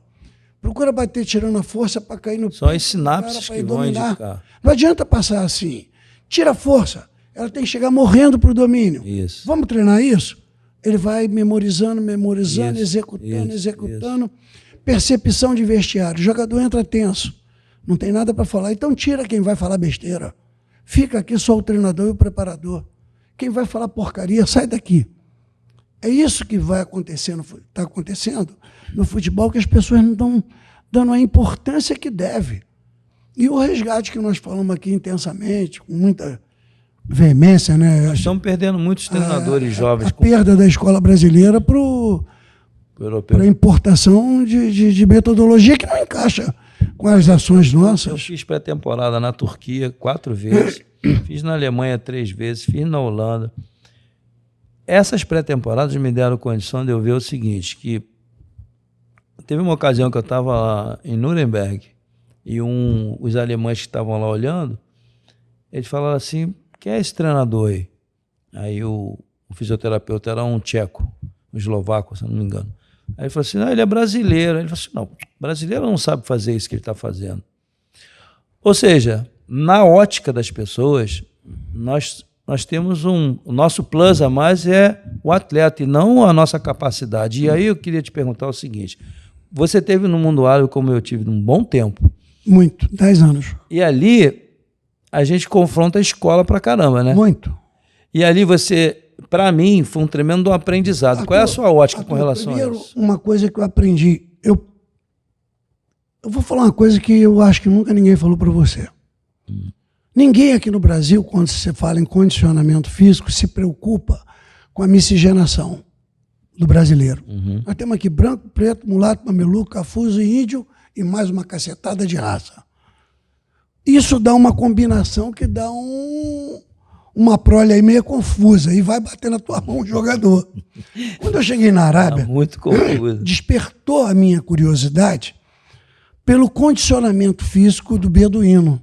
Eu falei, mas esse porra desse cara não come, né? Não come carneiro, um sol desgraçado, que condicionamento natural de vida. É. E tu dá meia dúzia de... Eles correm errado, mas corre. E rápido pra caramba, né? E aquele joelhudo, que é casamento consanguíneo, que é primo com prima. O cara sai com o joelho grandão, a coxa fina, mais fina que a perna. Aí a coxa aqui no Brasil, eu fiz esse confronto de escolas, porque o Parreira indicava muitos treinadores. Então nós chegamos num período, eu era da seleção dos Emirados, junto com o Parreira, trabalhava com ele, que tinham mais de 12 treinadores brasileiros, então ali não dá para confrontar. Mas depois eu fui para a seleção do Iraque, sozinho. Na seleção do Iraque eu fui disputar a Copa do Golfo, Copa Asiática. Aí você joga contra ideias. Sim. Um time é treinado por alemão. Eu trabalhava com um alemão e um árabe, um iraquiano. Pô, eles adoravam meu treino físico, porque eu usava muita bola. Mas adoram isso. Gostavam, mas não tive problema, foi um ano. Mas as ideias já se confrontavam, como você está falando. porque o cara gostava de fazer um treino mais no campo defensivo, marcando mais. E o time do Iraque era muito ofensivo, muito bom. Quer dizer, é aquilo que nós falamos ainda há pouco. Você quer implantar a tua ideia, mas não quer saber se o jogador aceita. Corresponde. Aquela ideia corresponde. Então, se tu tem um time ofensivo, por que tolir a ofensividade? Treina manobras ofensivas de ataque. Isso. Manobras de Defesa. ataque. O que vai acontecer? Então, jogava assim, a gente contra um time lá da Ásia qualquer, da Tailândia, aí tinha um treinador inglês. O cara cruzava do meio da rua, cara. No meio da rua, ó, vamos preparar que vai vir bola na área.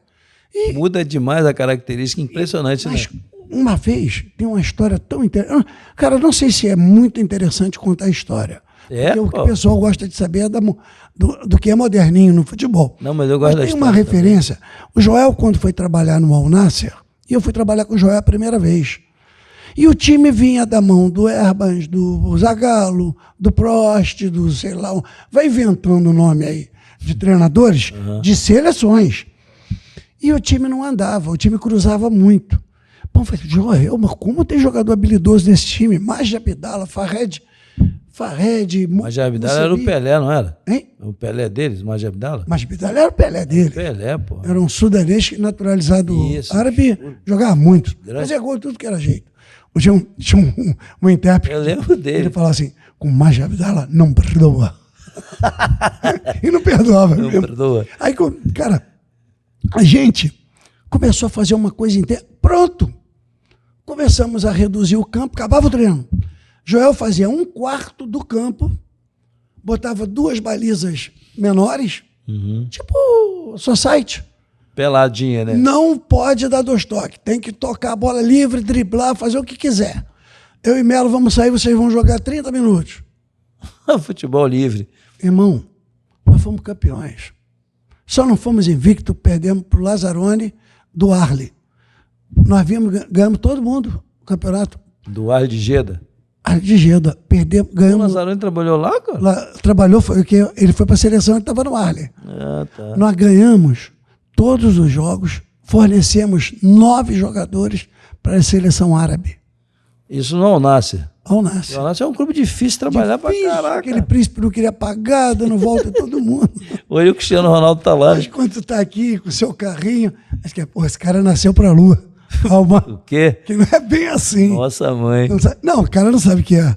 Estudar no fundão, pegar trem, pegar ônibus, às vezes nem almoçar, porque tinha que correr e dar aula.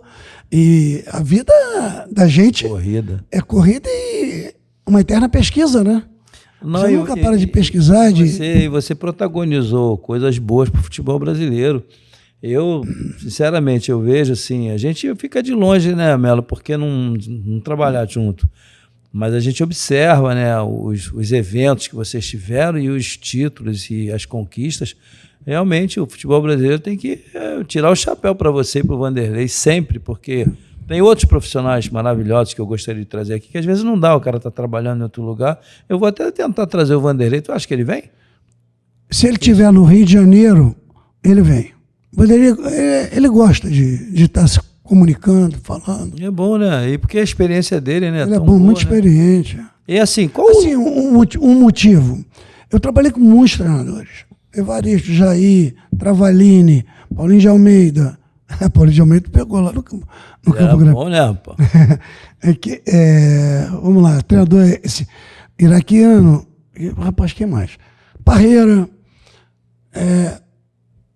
e Vanderlei foi Joel, um dos maiores treinadores que eu trabalhei. Junto com o Jair. Jair também é fantástico. O Joel é porque ele enxerga muito. Edu, rapaz. Ele esteve aqui. Pronto. Foi bom demais. Tô saindo pelos lados aqui, mas vou voltar. Não. Vamos lá. O Edu fez o que você falou com pouco conhecimento da profissão. Ele tinha uns 6 meses de treinador. Ele falou, porra, Melo, os times do América. Ele fala assim, né? Assim esse time do América vai ganhar tudo com a gente. Pô, nós vamos ser campeões. Nós vamos ficar ricos. Aí ele vislumbrou, rapaz. O Gilson pegava uma bola e trazia para dentro. Gilson Nunes? Gilson gênio. Ai, Gilson ele jogava. Aí, o que ele fez? Ele falou assim, Melo, olha só, eu vou treinar o condicionamento mental do Moreno. Moreno, sai por trás do Gilson e faz o X. Meu Deus, Danama fazer gol. O Gilson trazia para dentro o Moreno com velocidade. Aí Gilson, tum no Moreno, saco. E o Moreno fazia gol pra caramba. Rapaz, impressionante a percepção do cara que conhece futebol. O Jair contando história, ele vai ficar um dia te contando que o Jair levou para... Já veio 2 vezes aqui. Ele levou para dentro do campo tático o conhecimento e a malandragem do jogador, que ele era quando jogava. Capaz, tinha uma força, liderança, né? Muito... sim, chutava como treinador. Não, aí tomou vaia de mim, porque eu era vascaíno, eu vaiava. É mesmo? Ele entrou num jogo... Vascaíno doente. O centroavante se machucou, eu estava em São Januário com Bandeira. Ele entrou no jogo porque o cara se machucou. Aí eu, não dá, tira esse cara, meu Deus. Meteu 3 gols. E depois? Eu não conhecia ele, não. Tinha vindo do Bom Sucesso, sei lá, uma história dessa. Quando ele parou no Campo Grande, ele saiu do Bangu, foi jogar no Campo Grande, foi que a tal corrida que fez ele virar treinador. E ele é muito engraçado, né? Ele é meu padrinho de casamento, ele e Café. Ele é engraçado. E Café foi trabalhar com a gente. Eu lembro, pô. E ajudou lá, muito, muito. Café Café pra caramba. Café é um gentleman, né? Nada abala o Café, né? Nada. É impressionante, né? Ele conta até 10 toda hora. 10 mil. Mas deixa eu te perguntar, qual o clube que você trabalhou assim? Eu tô quase terminando. Qual o clube que você trabalhou assim, que fala assim, cara, esse momento, não vou falar do clube, mas um momento teve mais um ano mágico, foi Cruzeiro 2003. Chegamos em 2002, o time estava ruim, aí quase classificamos para a final, que o Santos foi campeão em cima do Corinthians. Mas aí fizemos o time para 2003. Aí em 2003 ganhamos o Mineiro, ganhamos o Brasileiro, ganhamos a Copa do Brasil, e eu ainda fiquei, o Vanderlei foi embora, eu fiquei ganhando. Ainda ganhamos mais um Mineiro. Foi aí que ficou 2004 o PC. Aí o PC ficou com você. Isso. Ainda trabalhei com o PC. Aí saí dali fui trabalhar com o Vanderlei no Santos. Aí foi o ano que demitiram todo mundo, venderam jogador pra caramba, aí refizemos o time. Não batemos campeão brasileiro de novo? Que Robinho, a mãe foi sequestrada. Não dá nada, né? Ganhava tudo, cara. Era um ano... Agora, outro time que também marcou Corinthians. Corinthians marcou no ano, quando nós... Era o Rincon no dia a dia. Fantástico. Depois Forte, né? Forte, foi trabalhar conosco. E Vampeta? Não existe. Vampeta eu conheci novinho, não tinha os dentes, foi vendido lá para o Paris Saint-Germain. Eu tava no Bahia, eu voltando da Arábia, conheci ele no bar, ele com o empresário. Ele não bebia, estou falando num bar porque o empresário foi jantar e eu estava jantando no restaurante. E depois ele foi para o Corinthians, para o Fluminense, no gol de barriga. Acabou do título, o Vampeta foi contratado. Aí fizemos um brasileiro maravilhoso. Você vai lembrar que nós demos de 4 no Santos, podia perder de 2-0 lá no Pacaembu. Perdemos de 5-2. Como é que foi aquilo, rapaz? Deu tilt. O time foi comemorar no Porcão. Depois do 4-1, foi jantar no Porcão, virou à noite. Aí, sexta-feira, relaxou no treinamento. Ali houve erro de tudo. De comando e de jogador. Aí você está vendo, olha só um ponto importante que você está dizendo. Hoje, acontece coisas parecidas, você estando numa comissão técnica. Porque você por isso? Você já vai dizer, não? Você por isso. Pode parar. Não, pode parar, vamos concentrar. Aconteceu com o Joel, não aconteceu? As roupas ficaram no hotel esperando o jogador voltar. Que nós ganhamos o jogo e ia dormir no hotel, porque ia viajar na sexta para São Paulo. Aí acabamos viajando no sábado, não fizemos nem treino, viajamos para lá e fomos para o hotel. Aí relaxamos muito. Perdemos tempo. Arrependeu-se, né? Muito. Mas são lições que a gente aprende, né, Melo, que serve para você poder... Eu acho que você está... O profissionalismo, ele tem que estar acima de tudo. Por quê? Eu tenho 48 anos de profissão. Eu concentrei praticamente a vida toda. A alimentação, eu participei de todas essas... De toda a composição de comissão técnica, porque quando eu cheguei, era um preparador e um treinador. Depois veio o treinador do goleiro, depois veio um auxiliar, o fisioterapeuta no Campo Grande eu botei um, sem querer, mas foi um fisioterapeuta. Fisiologia, fui o primeiro preparador a levar um time para avaliação. Levei a seleção de 77 para avaliar no Laboratório de Fisiologia da Federal. O professor era muito amigo nosso, estava oferecendo avaliação gratuita para pesquisar. Aí levei, eu te digo os jogadores, Guina, Paulinho, Nardella, Baroni, Juninho, zagueiro. Era o time que eu trabalhava, eu era auxiliar do Antônio Clemente.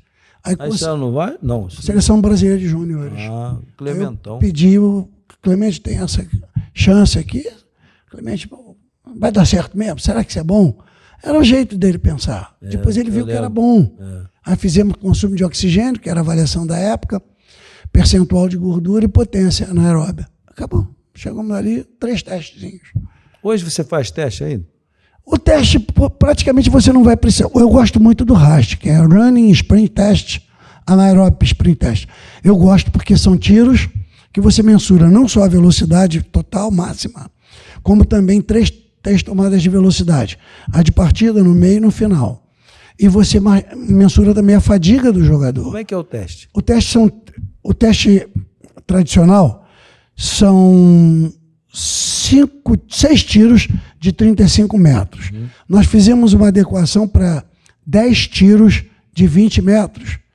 Os de 6 tiros com recuperação de 10 segundos. Nós fizemos para 6 segundos. E ali, o somatório, por exemplo, você dá o primeiro tiro, vamos fazer chutado, 4 segundos. O segundo, 4 segundos e 5. 4 e 10, 5. Aí tu já fadigou. Aí tu já mensurou a fadiga. O Ioiô Teste é um time que mede o consumo de oxigênio. Eu uso até como treino, mas não vejo muita importância como um teste muito sério para o futebol. Já foi. Sim. A gente tem. E hoje, por você ter uma ferramenta tão precisa que você mede tempo, velocidade e distância, então você já tem os dados na mão pós-jogo, pós-treino. Toda hora tem informação de condicionamento físico. Termografia, você acha que é importante? Não, a termografia até nós lutamos um pouquinho para tirar do vestiário, porque estava se usando demasiadamente. Então, todo músculo que sofre uma carga de calor, um exercício de força, ele sombreia e vai ficar vermelho na região. Aquecido, né? Que executou. Então, por isso que é termo, né? Pois é. E o secar também. Se o cara toma uma pancada, a creatina quinase vai lá em cima. Então, você tem dados falsos. Então, a termografia passou a ser um elemento de apoio. Fica lá na sala do fisioterapeuta, do médico. Quando a gente tem um jogador com uma dor de posterior, manda lá depois do jogo vai lá na termo, procura ver isso aí. Por que tem tanta lesão de posterior hoje mesmo? Hoje, as lesões de hoje, cruzado, articular, né? Muito forte. O Neymar teve agora, né? Fratura por estresse, tem acontecido bastante. Muito treinamento de força. E posterior é isso, velocidade e trabalho de força. É um músculo para evitar esse tipo de problema. Você tem que estar sempre com ele protegido. E evitar o excesso de trabalho de aberturas. Eu, por exemplo, encontrei esse caminho. E proteger o músculo com um treinamento adequadamente para ele. Não adianta eu querer fazer para essa musculatura posterior, que tem bíceps, semitendinoso, membranoso e tudo mais, você querer fazer carga muito pesada. Você tem que mensurar e qualificar a carga que você vai usar. A repetição e protegê-lo, porque hoje você tem inúmeros movimentos que protegem o glúteo maior, o glúteo menor,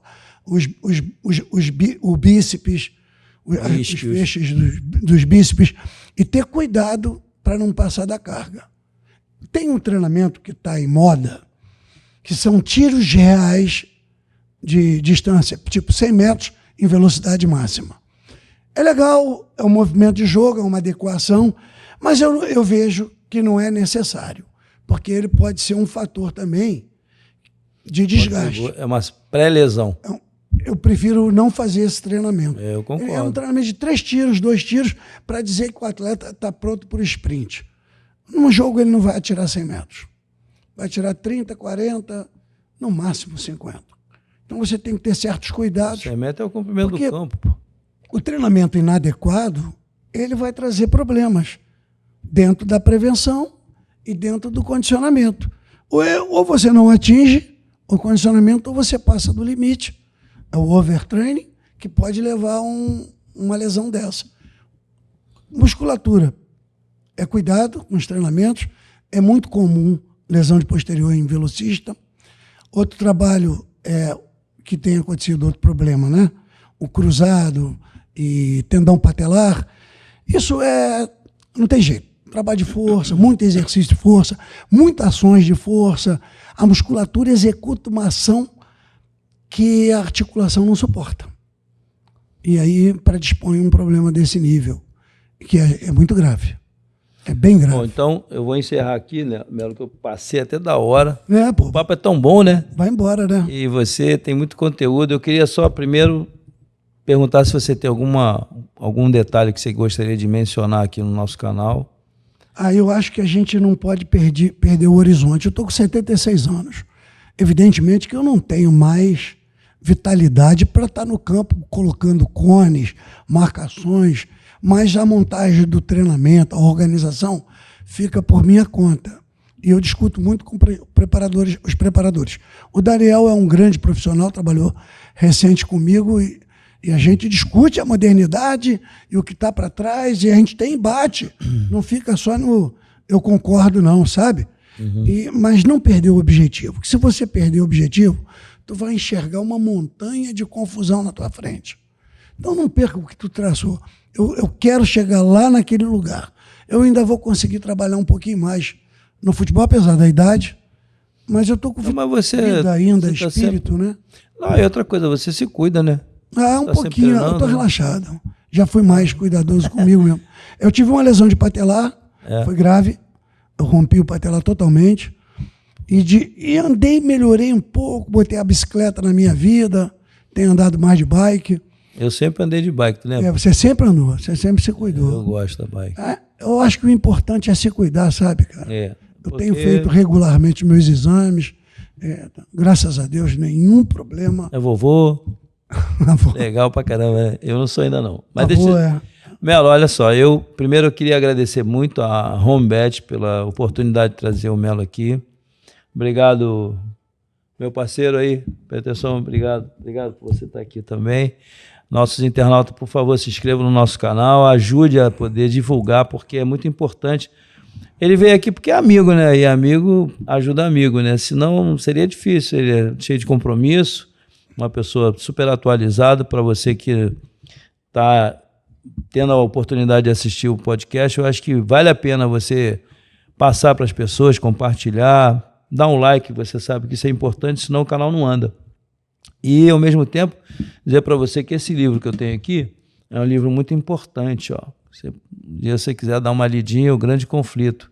E esse livro aqui está reservado para você. Agradeço muito, vou ler. Aproveitar a oportunidade. Estou aqui com o André Ick, que foi meu aluno. André Ick. Escreveu o livro de João Saldanha, que é muito bom. Recomendo.